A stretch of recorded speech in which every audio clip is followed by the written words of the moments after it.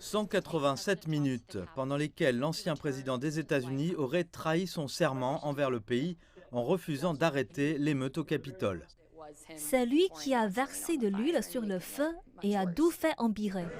Cette allégation de Sarah Matthews, l'ancienne secrétaire de presse adjointe de Donald Trump, l'une des deux ex-collaborateurs qui ont témoigné en personne lors de la 8e d'une série d'auditions, la deuxième qui s'est déroulée en prime time, elle a qualifié le 6 janvier de l'un des jours les plus sombres de l'histoire de la nation.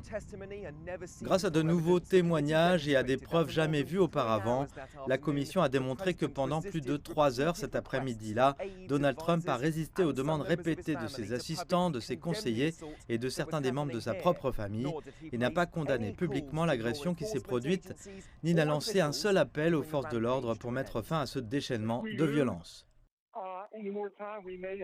Et pendant ce temps, le chaos se déroulait toujours à l'intérieur du Capitole.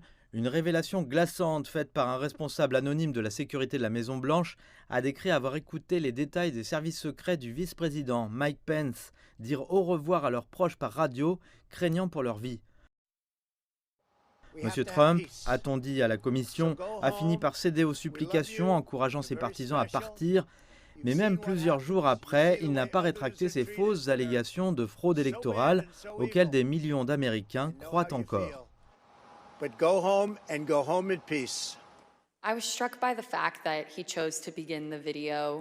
J'ai été frappée par le fait qu'il ait choisi de commencer la vidéo en réitérant ce mensonge que l'élection avait été volée. Et au fur et à mesure que la vidéo avançait, j'ai ressenti un petit sentiment de soulagement parce qu'il a finalement dit à ces gens de rentrer chez eux. Mais cela a été immédiatement suivi par le fait qu'il a dit « Nous vous aimons, vous êtes très spéciaux ». Et cela m'a dérangé parce qu'il n'a pas fait de distinction entre ceux qui ont assisté pacifiquement à son discours plus tôt dans la journée et ceux que nous avons vus provoquer des violences au Capitole. Au lieu de cela, il a dit aux personnes que nous venions de voir prendre d'assaut la capitale de notre pays avec l'intention de renverser notre démocratie, d'attaquer violemment des policiers et de scander des choses odieuses comme prendre Mike Pence. Nous vous aimons, vous êtes très spéciaux. Donald Trump a qualifié ses auditions publiques de chasse aux sorcières politiques. Pourtant, la vice-présidente de la commission, Liz Cheney, une républicaine, insiste sur le fait que la vérité ne peut pas être abandonnée.